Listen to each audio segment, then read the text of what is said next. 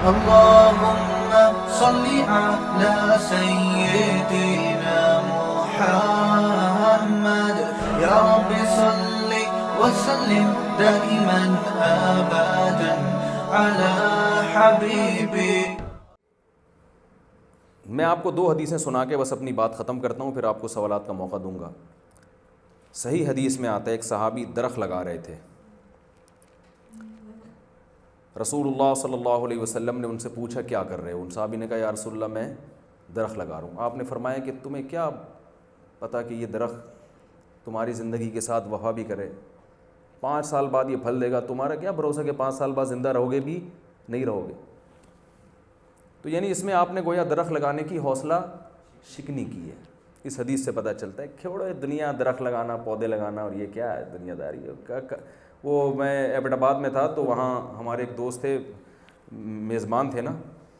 جب میں سونے کے لیے لیٹا تو انہوں نے، آپ کو پتہ ہے ان علاقوں میں شاعری بہت ہوتی ہے، دروازوں پہ بھی تکیوں پہ بھی.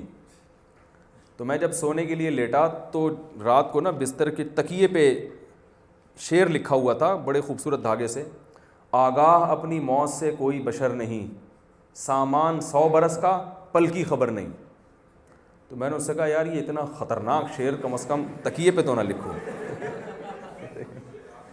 سونے کے لیے ہم لیٹ رہے ہیں اور بتایا جا رہا ہے کہ پل کی خبر نہیں ہے اور موت ووت. میں نے کہا یہ سونے کے لیے یہ چیزیں نہیں ہوتی، یہ جب صبح اٹھے نا تو پھر دروازے پہ لکھو یہ سامنے.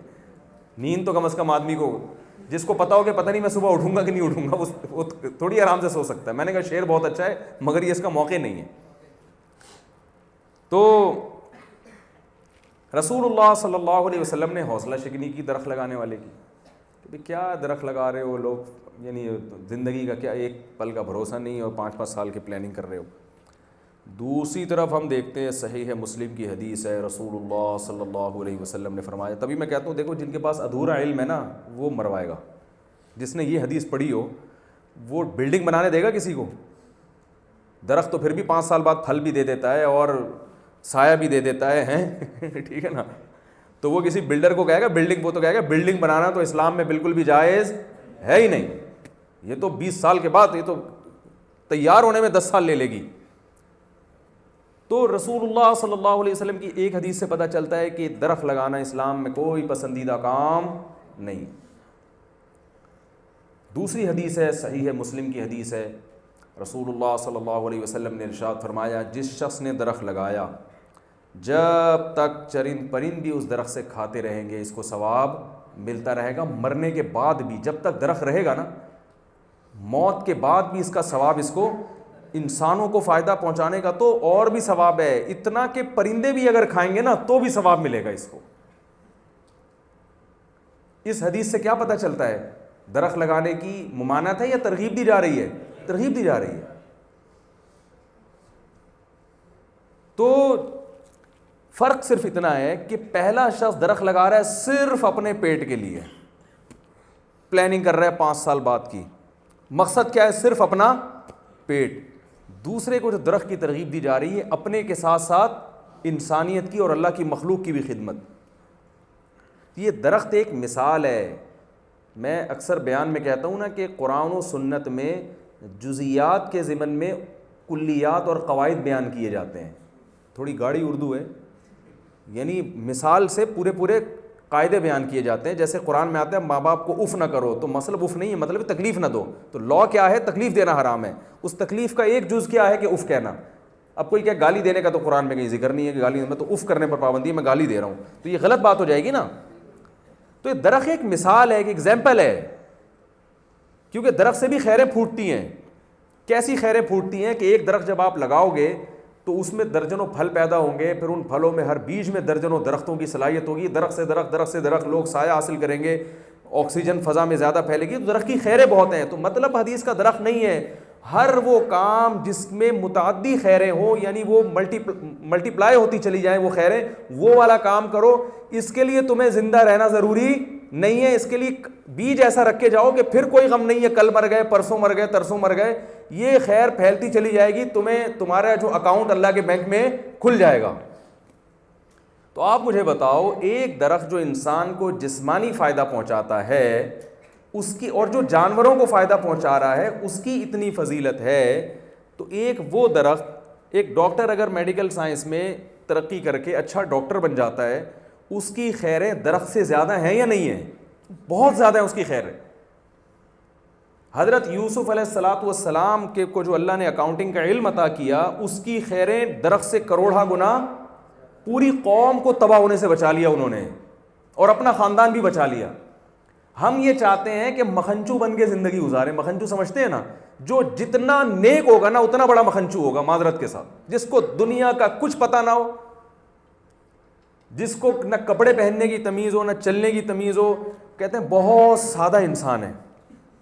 اتنا نیک آدمی کہتے ہیں میں نے اپنی زندگی میں کبھی بھی نہیں دیکھا، ہمیشہ فیل ہوتا ہے. اس کو پرواہ ہی نہیں ہے اس کو. الحمدللہ اللہ توکل پہ چل رہا ہے. اس کو اللہ کا شکر ہے کسی چیز. ہمارے فرمایا کرتے لوگ کہتے ہیں نا ہمارے پیر صاحب بہت سادہ ہیں، تو مطلب یہ ہوتا تھا کہ بہت احمق ہیں، بے وقوف ہیں، یعنی ان کو کچھ پتہ ہی نہیں ہے کہ دنیا میں ہو کیا رہا ہے.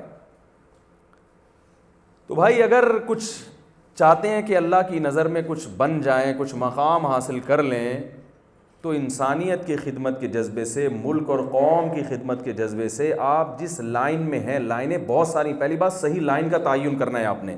نبی نے درخت کی مثال دی ہے جس میں خیر ہی خیر ہے. درخت میں شر نہیں ہوتا، نقصان نہیں ہوتا، درخت میں فائدے ہی فائدے ہیں. درخت کا کوئی نقصان آج تک سامنے نہیں آیا سوائے چند مخصوص درختوں کے جو کاربن ڈائی آکسائڈ ہوا میں پھینکتے ہیں یا وہ زمین کا پانی سارا چوس لیتے ہیں. لیکن درخت میں نارملی فائدہ ہی پہنچاتا ہے نا درخت. تو درخت کی مثال اس لیے دی گئی ہے کہ آپ نے ایسے شعبے کا انتخاب کرنا ہے جس میں محنت کم ہو اور اس کا آؤٹ پٹ زیادہ ہو. ایجوکیشن کی لائن میں اس شعبے کو سیلیکٹ کرنا ہے جس میں آپ کی محنت کم ہو اور فائدہ زیادہ سے زیادہ. دیکھو ایک آدمی نیمبو کی پیٹیاں، وہ مالٹے کی پیٹیاں لے کے لوگوں میں صبح شام بانٹتا ہے، اور ایک درخت لگا دیتا ہے. محنت درخت لگانے والے کی کم ہے، لیکن وہ ہمیشہ کینو پھینکتا رہے گا. درخت جو ہے نا ہمیشہ دیتا رہے گا. محنت اس کی کم ہے لیکن فائدہ اس کو زیادہ ہے. درخت کی مثال اس لیے دی جا رہی ہے کہ اس میں محنت کم ہے، آؤٹ پٹ اس کا بہت زیادہ ہے.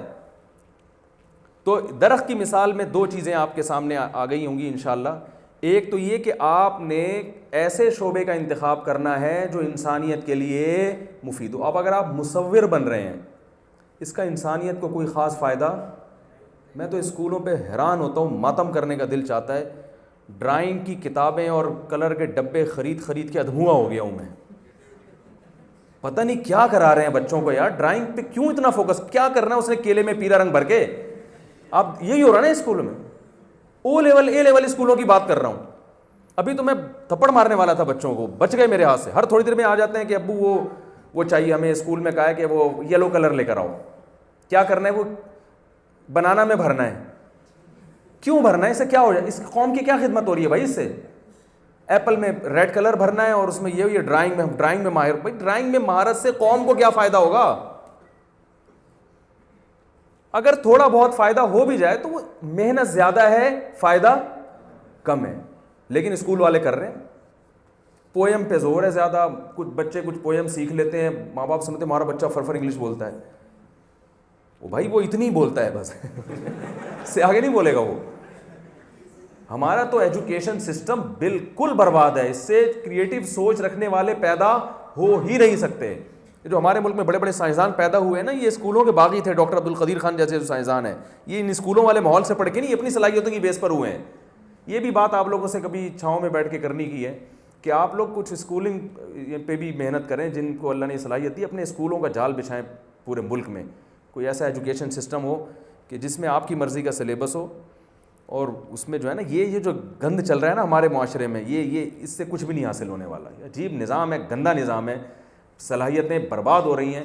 ہمارے ایک رشتہ دار ہیں، انہوں نے اپنے بچوں کو اسکول میں نہیں بھیجا، خود گھر میں پڑھایا. 3 سال میں ان کے بچے اتنا کچھ سیکھ چکے تھے جو ایک 9th اور 10th کلاس کے بچے کو آتا ہے. وہ ہوم اسکولنگ کی بھی آج کل ورک شاپ ہو رہی ہیں. ڈاکٹر ذیشان احمد کا بھی وہ بھی ورک شاپ، آپ اس کو بھی اٹینڈ کریں تو آپ کو پتہ چلے گا کہ یہ اسکولوں میں کتنا وقت برباد ہو رہا ہے. تو خیر، تو پہلی بات یہ کہ آپ نے ایسے شعبے کی سلیکشن کرنی ہے جس میں فائدہ قوم کو زیادہ ہو. اپنے آپ کو بھی فائدہ انشاءاللہ ہوگا. جب قوم کو ہوگا, لوگوں کی ڈیمانڈ پوری کریں گے تو آپ کو بھی اس کا کیوں فری فوکٹ میں تھوڑی کریں گے, صحیح ہے نا, تو آپ کو بھی فائدہ ہوگا. تو اب شوبز کی دنیا میں جانے کا کسی کا پروگرام ہے تو بھائی اس کا کوئی فائدہ نہیں ہے. ناچ گانے اور ڈانس کو اگر آپ باقاعدہ ایجوکیشن اس کی حاصل کر کے, کیا ناچنے کے کیا قوم کو کیا فائدہ ہوتا ہے. وہ لوگ کہتے ہیں کہ بھائی ریلیکس ہو جاتے ہیں, تو پھر ہیروئن چرچ میں جتنی ریلیکسن ہے نا وہ ناچ گانے میں نہیں ہے. صرف ریلیکس کر دینا لوگوں کو یہ کوئی خدمت نہیں ہے لوگوں کی, یہ ذہن میں رکھیں. صرف ریلیکس کر دینا لوگوں کو یہ کوئی خدمت نہیں ہے. یہ جو ریلیکس ہے اور لطیفے اور مزاح ہے اور جو ذہنی تفریح ہے, اس کی مثال علماء یہ دیتے ہیں جیسے کھانے میں چٹنی. سمجھ رہے, کھانا جب انسان کھاتا ہے تو 2-4 نوالے بھی لے لیتا ہے چٹنی کے, لیکن اگر چٹنی ہی کھانا شروع کر دے, اسی کو اوڑھنا بچھونا بنا لے, تو یہ پھر غلط ہے. تو ایسے شعبے کو اختیار نہیں کرنا ہے جس میں نہ آپ کا فائدہ اور نہ قوم کا فائدہ. شعبہ وہ اختیار کرنا ہے جس میں لوگوں کا فائدہ ہو. اور دوسری بات یہ کہ اس میں زیادہ ہوں. دوسری بات یہ کہ اس میں آپ کی نیت ٹھیک ہونی چاہیے. یہ بہت اہم پوائنٹ ہے. یہ جو ڈاکٹر ہمیں اکثر جنتی نہیں لگ رہے ہوتے نا دیکھنے میں, اکثر کہہ رہے اس لیے کہ سارے نہیں ہیں. وجہ اس کی یہ کہ کام اتنا زبردست کر رہے ہیں کہ قرآن کہہ رہا ہے جس نے ایک انسان کی جان بچائی, گویا اللہ اتنا خوش ہوتا ہے اس بندے سے کہ اس نے گویا پوری انسانیت کی جان بچا لی. اور اللہ کو انسانیت کی جان بچانے سے کتنی خوشی ہوتی ہے. حدیث میں آتا الخلق عیال اللہ, مخلوق اللہ کے خاندان کا ایک خاندان کے افراد ہیں. عیال کہتے ہیں جیسے باپ کے بچے ہوتے ہیں نا, تو وہ باپ کا عیال ہوتے ہیں. باپ سب سے زیادہ اہمیت کس کو دیتا ہے؟ اپنی اولاد کو. یار پہلے اپنے بچوں کا پیٹ بھروں گا, بعد میں اڑوسی پڑوسی. اور بچے بھوکا سوئیں, بچے بیمار ہوں تو باپ کی نیندیں اڑ جاتی ہیں. تو اللہ نے کیا فرمایا, حدیث میں آتا ہے کہ یہ مخلوق اللہ کی عیال ہے, اللہ کو ان سے ایسی محبت ہے جیسے باپ کو اولاد سے ہوتی ہے. ایک تشبیہ دی جا رہی ہے. تو اللہ فرماتے ہیں جس نے ایک کی جان بچا لی, اتنی مجھے خوشی ہوتی ہے گویا میرے ساری جو ہے نا اس نے میرے خاندان کو اس نے بچا لیا, مجھے اتنی خوشی ہوتی ہے. تو جس آدمی سے اللہ اتنا خوش ہو, اس کے تو چہرے پہ اتنا نور ہونا چاہیے کہ لوگ اس سے نور ادھار لے کے جائیں. اتنا نور اس کے چہرے پہ ہونا چاہیے نا. بھائی بہت مشکل ہے سمجھانا بھائی. اس سے تو دم کرانا چاہیے. کیا خیال ہے, جن بھگوانے چاہیے اس سے. ڈاکٹر صاحب آپ نے ایک نہیں, آپ نے سینکڑوں انسانوں کی جان بچائی ہے. آپ اللہ کے انتہائی محبوب بندے ہیں. میری بیوی پہ جن آیا ہے وہ آپ اتاریں. ہونا چاہیے نا. لوگ بھائی علماء کے پاس آتے ہیں, نیک لوگوں کے پاس آتے ہیں, بھائی یہ نیک ہیں تو یہ جن بھگا دیں گے.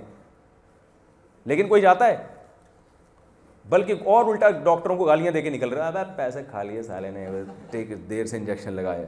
وجہ اس کی یہی ہے کہ بھائی کوئی ویژن ہی نہیں ہے اس کا. ان کا بہت سو کا انسانیت کی خدمت کا جذبہ ہوتا ہی نہیں ہے. اس کی سب سے بڑی دلیل آپ دیکھیں, پیشنٹ کو جو نسخہ لکھ کے دیا جاتا ہے وہ اسی میڈیکل اسٹور پہ لکھتا ہے جو کلینک کے ملتا ہے, جو کلینک کے ساتھ ہے. اس کے علاوہ پوری کائنات میں وہ میڈیسن کہیں مل ہی نہیں رہی ہوتی. یہ اس کی علامت ہے کہ آپ پیشنٹ کے ساتھ خیر خواہ. بھائی جو آپ اپنے بچے کو جو دوا لکھ کے دو گے نا, آپ کو پتہ ہے یہی فارمولے کے ساتھ یہ دوا فلاں کمپنی کی آدھی قیمت پہ مل رہی ہے, تو میں کیوں یہ ڈبل قیمت والی کمپنی لکھ کے دوں؟ اس لیے کہ انہوں نے کمپنی سے رشوت لی ہوتی ہے, پیسے لیے ہوئے ہوتے ہیں. تو یہ پیشنٹ کے ساتھ خیانت ہے. ایسی نیت کے ساتھ آپ کروڑوں انسانوں کی بھی جان بچا لینا, اللہ کی نظر میں کوئی ویلیو نہیں. اللہ کہتے ہیں تمہارا پیشہ ہے, تمہاری کون سی نیت مجھے راضی کرنے کی ہے. تمہیں پیسے مل گئے ٹھیک ہے, تمہیں ٹکٹ بھی مل گیا سیر سپاٹے کا جو کمپنیاں دیتی ہیں, تو وہ سب کچھ ہو گیا, بس میرے پاس تمہارے لیے کوئی حصہ نہیں. تو یہی اگر نیت اچھی ہو جائے گی, بھائی یہ بہت مقدس شعبہ ہے. صرف میڈیکل سائنس کا نہیں ہے, جتنے بھی شعبے جن سے آپ لوگ وابستہ ہیں, ہر شعبے کی ایک اہمیت ہے. تو دوسری کام آپ لوگوں نے یہ پہلا کام تو یہ کرنا ہے, ان شعبوں کی اہمیت دل میں بٹھانی ہے. دوسرا اس شعبے کی سلیکشن کرنی ہے جس میں محنت کم اور فائدہ زیادہ ہو. تیسرا کام نیت درست کرنی ہے. مفتی طارق مسعود صاحب کے بیانات سننے کے لیے youtube.com/مفتی طارق مسعود کو سبسکرائب کریں. اور اگر آپ لائیو ویڈیو کو کبھی بھی مس نہیں کرنا چاہتے ہیں تو سبسکرائب کرنے کے بعد بیل آئیکن پہ کلک کرنا مت بھولیں. جزاک اللہ.